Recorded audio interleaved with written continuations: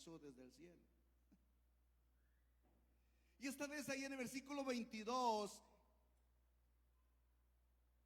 dicen los versículos 22, y cuando comenzaron a entonar cantos de alabanza, Jehová puso contra los hijos de Amón. ¿Qué hizo? ¿Cómo le hizo el Señor? Dice que puso a los hijos de Amón, de Moab y del monte de Seir las emboscadas de ellos mismos, es decir, cayeron en su propia trampa. Y luego, ¿qué dice? Se mataron los unos a los otros, entre ellos mismos, hermanos, se mataron. Así que, número uno, hermanos, podemos esperar a ver el obrar de Dios de manera inimaginable. El problema es que vemos a Dios desde nuestra perspectiva. Y si no vemos nada de lo que creemos que debería ser, empezamos a dudar. Pero confiemos en un Dios que tiene un poder inimaginable. Él hace las cosas como Él quiere, porque Él es soberano y Él es poderoso. No sabemos cómo lo va a hacer, pero de que tiene poder para hacerlo, tiene poder para hacerlo. Su poder se puede manifestar en nuestra vida. Confiamos en el Señor. Pongamos nuestra esperanza en el Señor. Pongamos nuestra mirada en el Señor. No pongamos nuestra mirada en el problema. Yo lo dije la semana pasada, hay un pensamiento que dice: no le digas a Dios cuán grandes son tus problemas, mejor dile a tus problemas cuán grande es tu Dios. Mira a Dios, mire a Dios, no mire los problemas. No le va a pasar como Pedro. Cuando Pedro vio las olas, ustedes saben la historia, él comenzó a hundirse en el mar, cuando él realmente ya estaba caminando sobre el mar. Poner nuestra confianza y nuestra mirada en las circunstancias nos pueden hacer hundirnos en el mar. Puede que usted se hunda en la depresión si usted pone toda su mirada en las circunstancias ahora mismo. Porque las circunstancias que usted vive no tienen ni pies ni cabeza, no tiene solución. Pero si pone su mirada en el Señor, Él es obrador de lo imposible. Él es un Dios creativo en sus acciones. Él hace como Él quiere y Él tiene poder para hacerlo.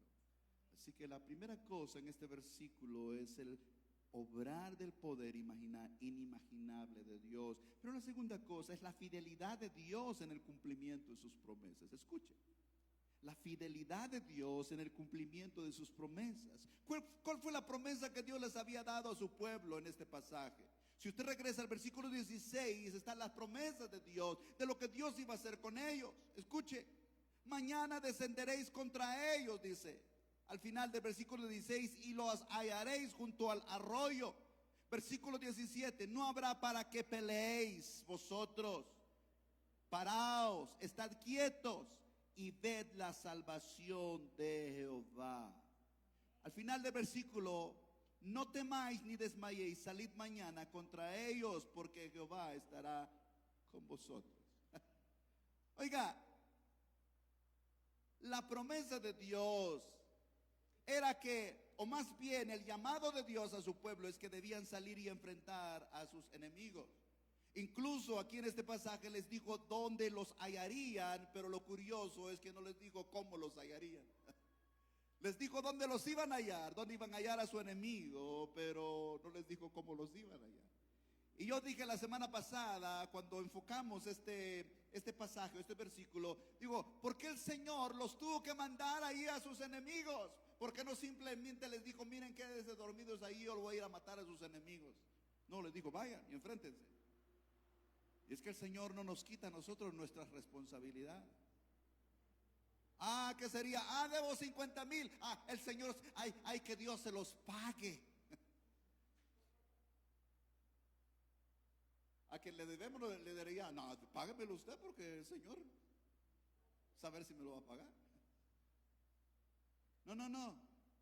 Esa deuda, el Señor es el que va a hacerlo, pero yo asumo mi responsabilidad. Yo tengo que enfrentar a mi enemigo. Como quisiera que a mi jefe lo partiera un rayo de una vez para que sí se solucione el problema. No, no, no. Se va a solucionar el problema, solo que tienes que enfrentar a tu jefe. Solo que tienes que hablar con tu jefe, solo que tienes que hacer ese negocio. O sea, tampoco el Señor nos va a poner así, ay sí, duérmanse todo el día y ahí como los pajaritos, ¿no? Que ahí les va a llegar la comida. No, no. Tenemos que levantarnos a la hora que debemos hacerlo. Tenemos que trabajar al final. Tenemos que enfrentar nuestra realidad. Pero la esperanza es que la promesa del Señor es que Él nos va a dar la victoria. Es que Él va a pelear por nosotros. La promesa fue que no meterían las manos en el asunto. Y pregunto, ya revisamos el pasaje, ¿metieron ellos las manos? Para nada. Lo único donde vamos a ver en el siguiente versículo, lo único donde metieron las manos es en las riquezas, en las joyas que encontraron. Ahí es donde metieron ellos las manos.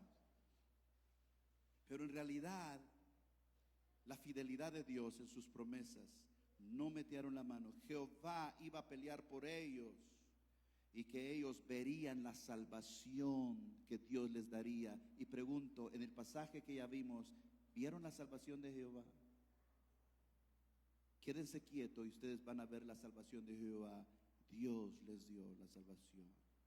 Así que el Señor cumplió su promesa. Hermanos, Dios es un Dios que cumple sus promesas. Si Él ha prometido en su palabra, lo que Él ha prometido en su palabra, Él es fiel. Él es fiel en cumplir sus promesas. Él es fiel en cumplir sus palabras. Porque, ¿qué dice el pasaje? Entonces el versículo 24, y aquí yacían ellos en tierra muertos, pues ninguno había escapado. Estaban todos muertos y ellos no habían metido las manos. Dios había peleado por ellos. Ellos solamente habían llegado a ver su salvación. ¿Por qué? Porque Dios había cumplido sus promesas.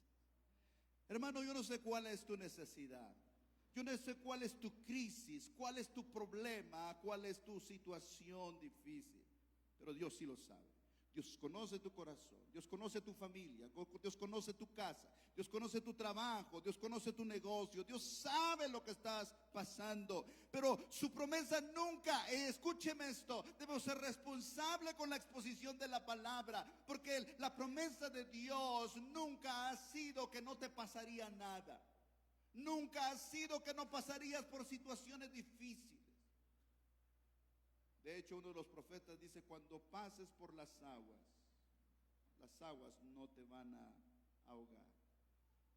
Cuando pases por el fuego, tu ropa no se quemará.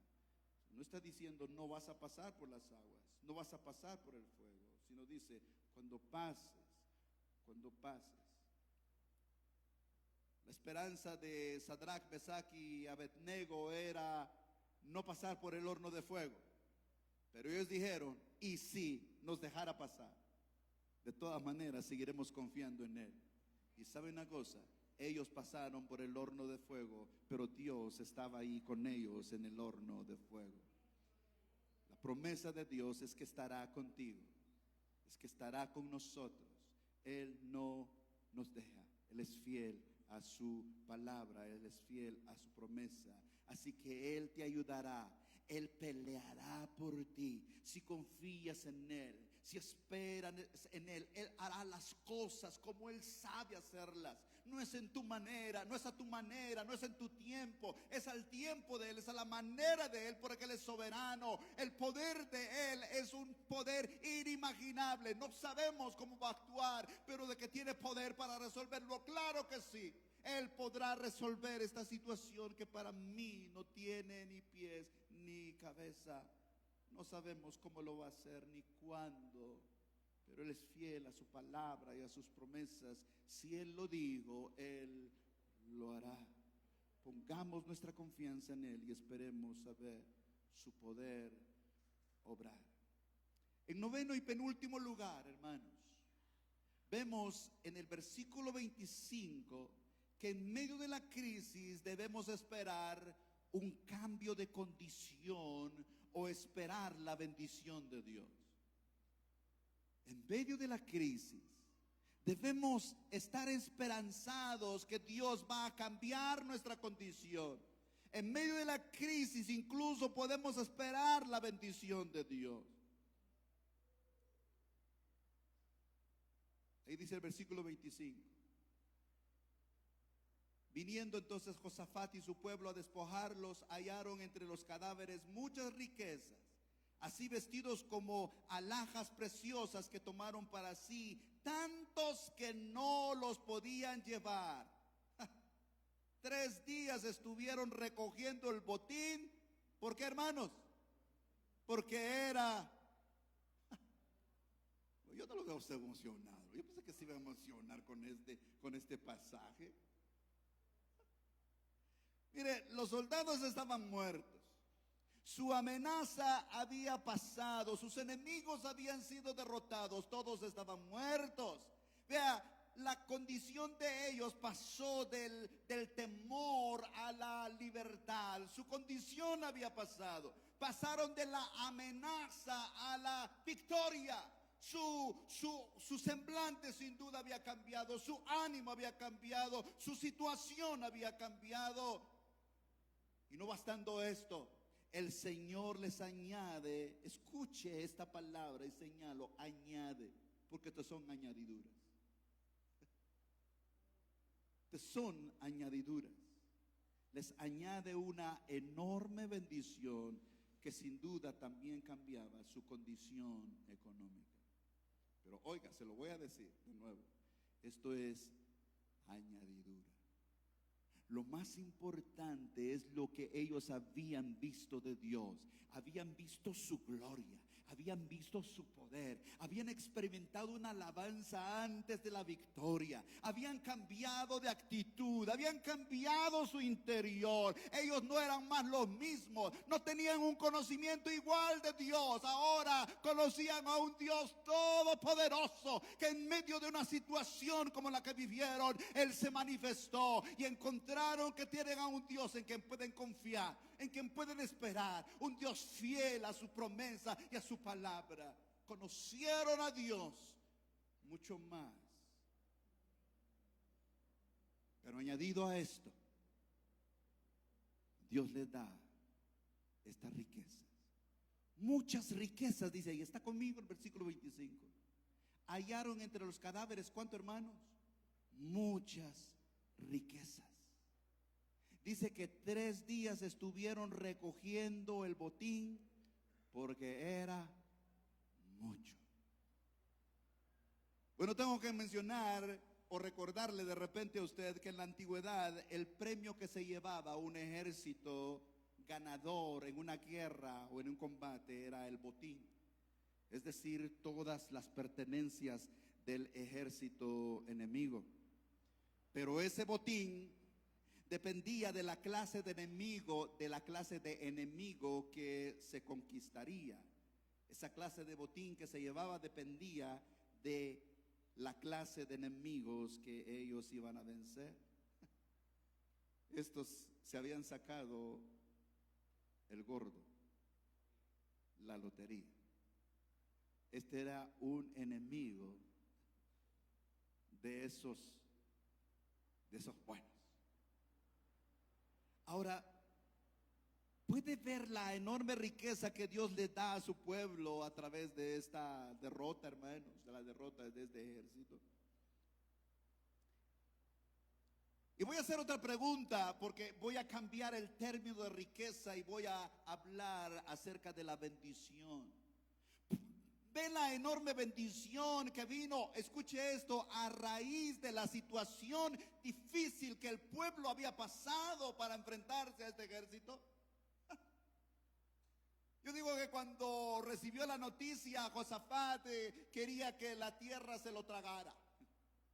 Yo digo que cuando Josafat y el pueblo empezaron a ver el problema, ellos dijeron: aquí morimos, aquí se acabó todo. y tuvieron gran temor y angustia. Ellos nunca imaginaron que detrás de eso venía una grande bendición. Hermano, ¿no es cierto que los problemas no nos gustan?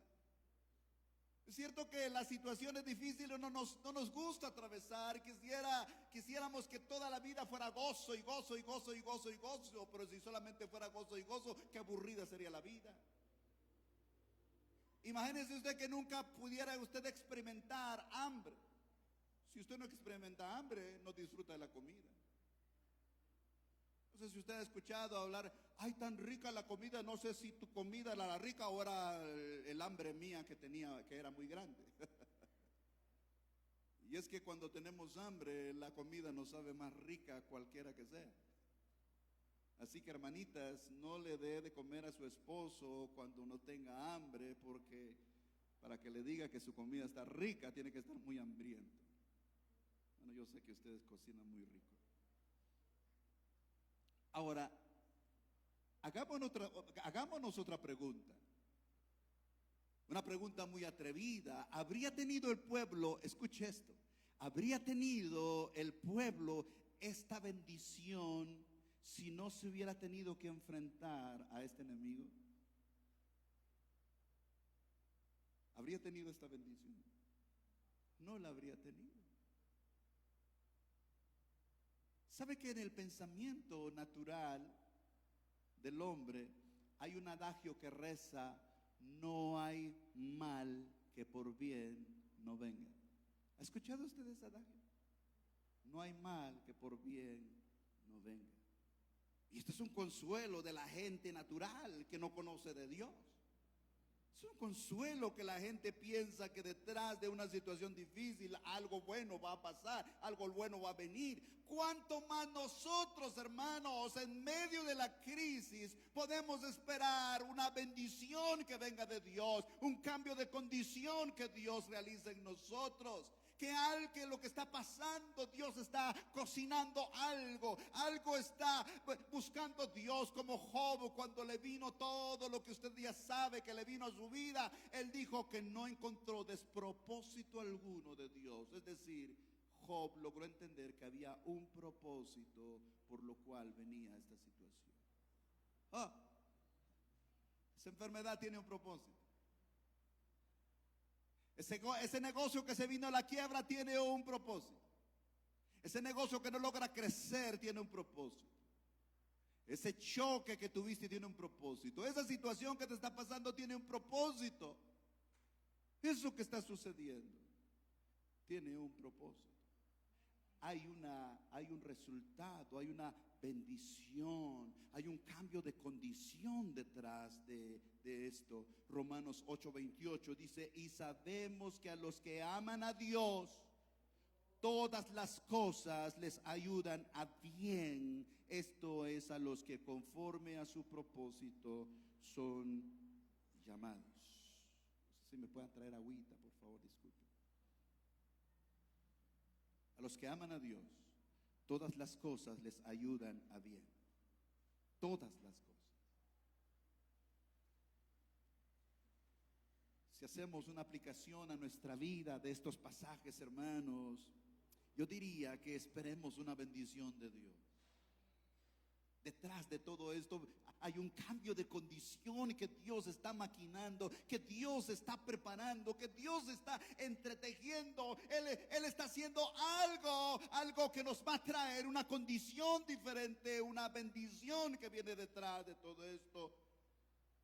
Encontramos en esta palabra que Dios puede usar cualquier situación para nuestro bien. Gracias, hermano.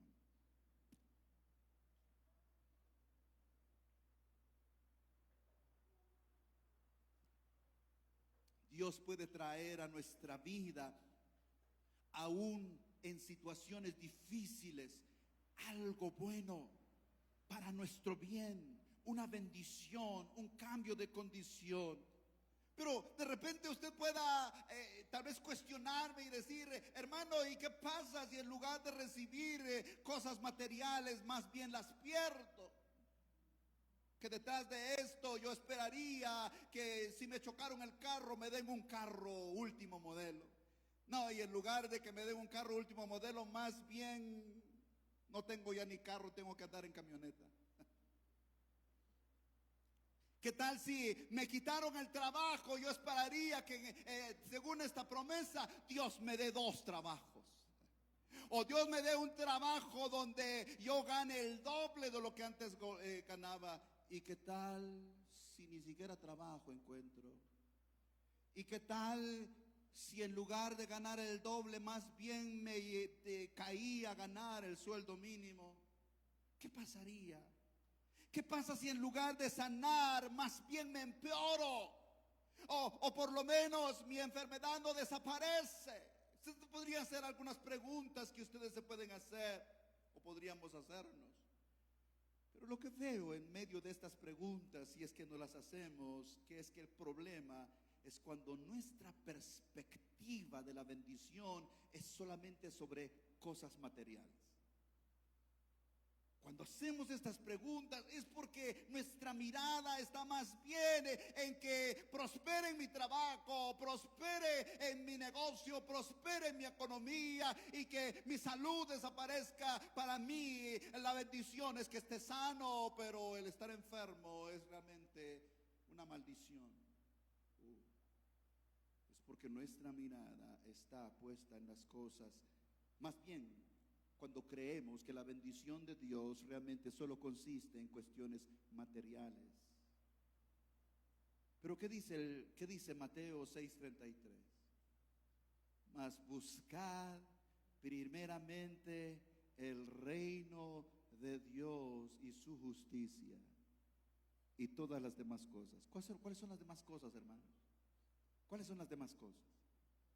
El trabajo, el negocio, la salud, la comida, el estudio, todas las demás cosas. Eso viene por añadidura. Pero en realidad, desde la perspectiva bíblica, escúcheme esto: un verdadero hijo de Dios no tiene como fin de su gozo el bienestar material solamente, sino la manifestación de la gloria de Dios en nosotros. Escuchen, por si acaso se perdió de esto que acabo de decir. Un verdadero hijo de Dios no tiene como fin de su gozo el bienestar material solamente, sino la manifestación de la gloria de Dios en su vida. Esto es el gozo del cristiano: ver a Dios obrando en su vida, experimentando la paz que sobrepasa todo entendimiento, viendo la provisión de Dios en medio de la escasez, viendo el apoyo de Dios en medio de los enemigos, el cuidado de Dios sobre nuestras vidas. Fíjense que si los que conocemos la historia de Job, incluso hemos leído. ¿Cuántos han leído el libro de Job? ¿Cuántos han leído el libro de Job? ¿No es cierto que nos ha interesado sobre la reacción de Job en medio de las pérdidas que tuvo y el proceso que Dios realizó en su corazón? Pero dentro de todo el proceso de sufrimiento que Job pasó en su vida, escúcheme esto: Dios obró en el corazón de Job. Dios obró en el corazón de Job. Lo tuvo que llevar a la escasez para tocar su corazón, para hablar a su corazón. Lo tuvo que llevar a la desgracia en su salud para que él pudiera tener un encuentro personal y directo con Dios y verle a él en medio de la prueba, de la situación difícil. Es que cuando todo está bien, muy difícilmente vemos a Dios. ¿Sabe que cuando todo está bien, somos capaces de comprarnos una casa en la playa, junto al mar, frente al mar? Y entonces ya no vamos los domingos a la iglesia porque estamos en la playa, gozándonos. Pero cuando no alcanza ni para los frijoles, cuando no alcanza ni para los frijoles, entonces no tenemos ni para la gasolina. Y si no tenemos para la gasolina, menos para ir al puerto. Entonces, ¿qué hacemos? Pues vamos aunque sea a la iglesia, porque no tenemos a dónde ir. cuando no hay dinero ni para el cable, cuando no hay dinero ni para el internet. ¿Y qué hacemos? Pues aunque sea oremos, porque como no hay nada.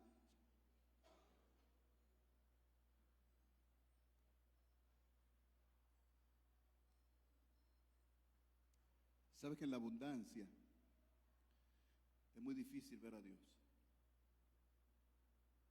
Y más cuando estamos tan ocupados. Trabajo por aquí, trabajo por allá, negocio por aquí, negocio por allá. ¿Cuándo vamos a presentarnos delante del Señor? Mientras haya salud, estamos ahí, que vamos a jugar, que vamos a pasear, que vamos a la discoteca, no sé qué, no sé cuánto. Pero una vez caímos enfermos, ¿y ahora qué hago? Como dijo el Chapulín Colorado. Oh, ¿y ahora quién podrá ayudarme? Y entonces ahí podemos tener tiempo para clamar al Señor. Escúcheme, escúcheme, hermanito. Y yo no quiero ser profeta ni hijo de profeta para profetizar algo sobre usted. Pero no espere estar en la cama para buscar de Dios. Escúcheme, no espere a estar en un hospital para clamar al Señor. Hágalo ahora. Dedíquele tiempo a Dios para buscar de Él. Dentro del proceso de sufrimiento de Job que pasó en su vida, Dios obra en el corazón de Job. Y aunque el libro de Job en su parte final, en el capítulo 42, si usted se recuerda, porque en el capítulo 42 es donde está el desenlace del proceso en el corazón de Job, cuando viene el diálogo, cuando viene el reclamo a Dios y cuando Dios viene y le habla de frente a Job. Y él reconoce su insignificancia.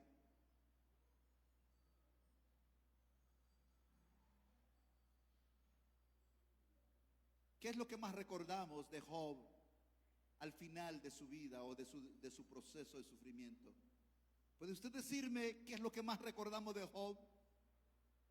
¿Cuáles son las palabras que nosotros escuchamos de Job? ¿No es cierto que son las palabras de oídas, te había oído, mas ahora mis ojos te ven? Eso es lo que más escuchamos de Job.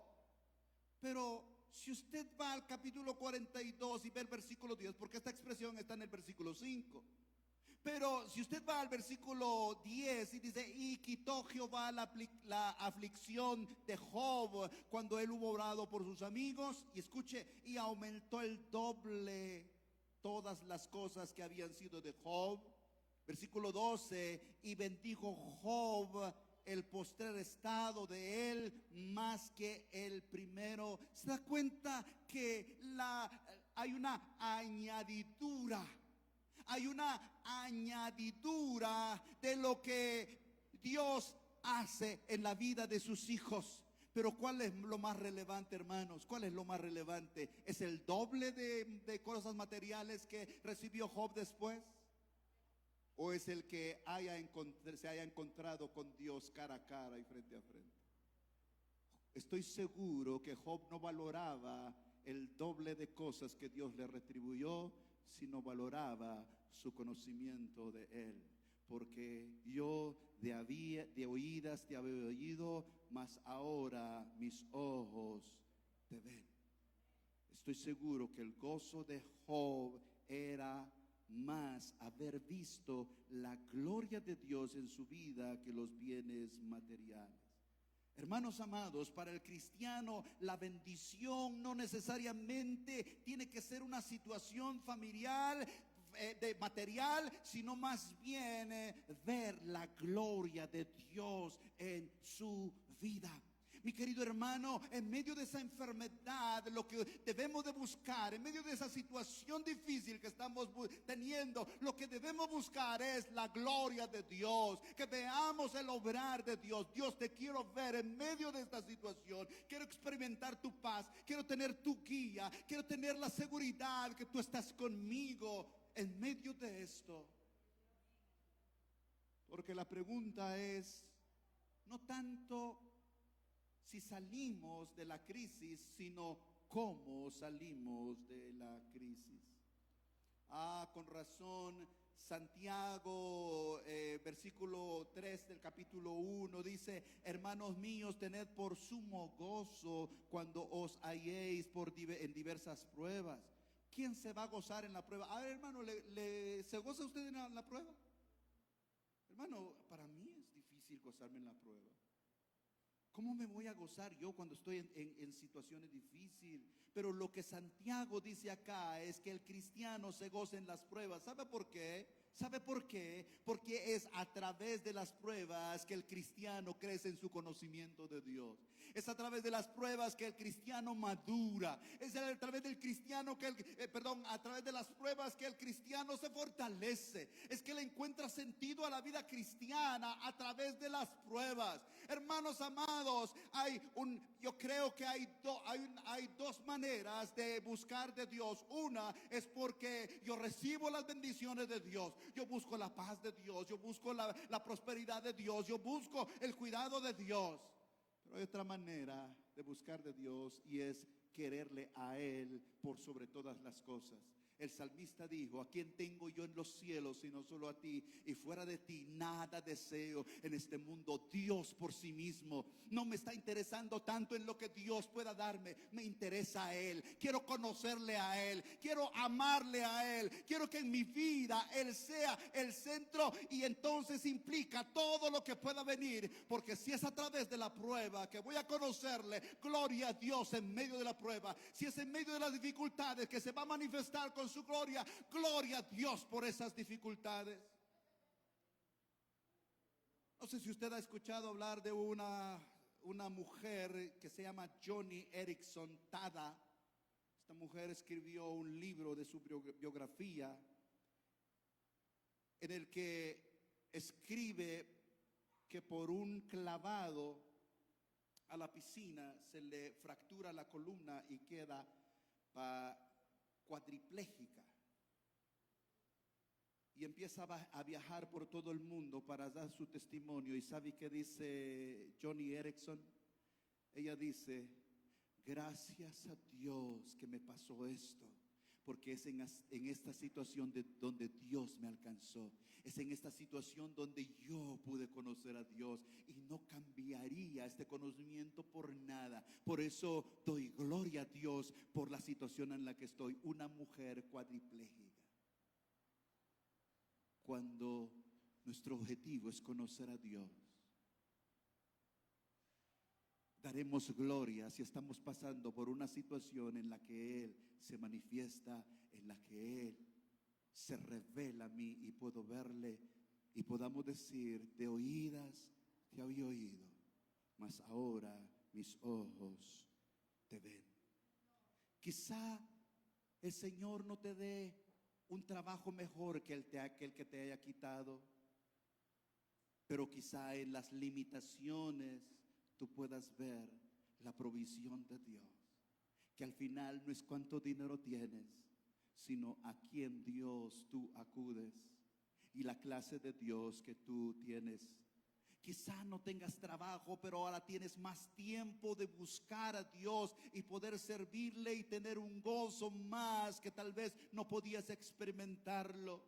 O quizá tengas la oportunidad de compartir más con tu familia, porque a veces no nos damos cuenta cómo el negocio, el trabajo nos va absorbiendo en gran cantidad, que cuando nos damos cuenta tuvimos familia y ya no lo tenemos.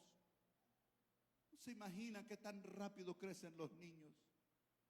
Apenas creo que fue ayer cuando recibimos en brazos a Esteban, y ahora ya nadie lo para, este niño. Hay que detrás de él. Cuando sintamos, Esteban se va a estar casando. Y cuando sintamos, ya estaremos teniendo bisnietos nosotros, si es que el Señor nos da la vida todavía. Porque a la edad que estamos, ya estamos más para el tigre. Tal vez en medio de tu enfermedad has visto a Dios tocar tu corazón, recibir fortaleza y paz en medio de tu enfermedad. Has aprendido a depender del Señor. Quizá la situación no ha cambiado como tú esperabas que cambiara, pero has logrado ver a Dios caminando, obrando paz en tu corazón. Quizá en medio de todo has aprendido de repente a perdonar. Tal vez has vencido el orgullo que había en tu corazón. La bendición de Dios no tiene que ser material, hermanos. Debe ser todo aquello que desarrolla el propósito de Él en nuestras vidas, con tal que caminemos en su perfecta voluntad. Ahí estará la bendición de Dios. Y la bendición de Dios no es que tenga salud al final o que tenga 2, 3 carros, sino que esté en el propósito perfecto de Dios, en el centro de su voluntad, que yo esté haciendo lo que Él espera y que yo esté recibiendo lo que Él tiene para mi vida. Porque si una cosa va a darnos Dios, su palabra dice que la bendición de Jehová es la que enriquece y no añade tristeza con ella. Aunque sean frijolitos camperos, pero serán frijolitos deliciosos por la paz que Él pone en nuestros corazones. Mas buscad primeramente el reino de Dios y su justicia, y todas las demás cosas vendrán por añadidura. ¿En qué se goza usted? ¿En que tiene un gran trabajo? ¿En que tiene un gran negocio? ¿En que tiene una linda familia? ¿O se goza en que Dios está obrando en usted en medio de las situaciones difíciles? ¿Conoce más a Dios en medio de lo que se está viviendo? ¿Se goza en lo que Dios está haciendo en usted?